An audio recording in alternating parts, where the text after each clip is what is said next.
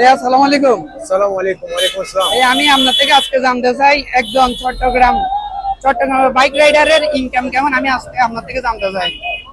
Income এক সময় ছিল, এখন অবস্থাটা খারাপ।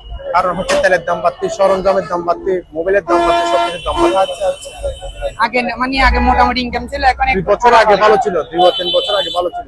ইনকামটা কি জন্য এখন খারাপ পরিস্থিতিতে সেটা কারণ একটু হচ্ছে জানতে চাই। তেলের সাথে, পার্চের সাথে, মোবাইলের সাথে আমরা আচ্ছা খরচটার কারণে আগে তেলের দাম কম ছিল, ইনকাম ভালো ছিল, এখন তেলের দাম বেশি, ইনকাম খারাপ। ইনকাম খারাপ। আর দ্বিতীয়ত আগে মানুষের ইনকাম ছিল, হ্যাঁ। মানুষ অ্যাভেলেবেল চড়ছিল, এখন এরকম চড়ে না।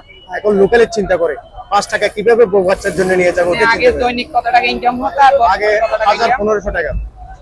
আগে কত টাকা ইনকাম আগে হতো? 1000-1500 টাকা ইনকাম ছিল মানে মানুষ। 1000-1500 টাকা, মানে মাস শেষে 40 থেকে 50 টাকা ইনকাম হ্যাঁ, হতো। আর অনেক সময় ডেলি 1000 টাকাও নিয়ে যেত, কম হলো 1000 টাকা যেত। আচ্ছা আচ্ছা, মানে মূলত হচ্ছে তেলের দামের কারণে ইনকাম করতে হ্যাঁ, পারতেন না।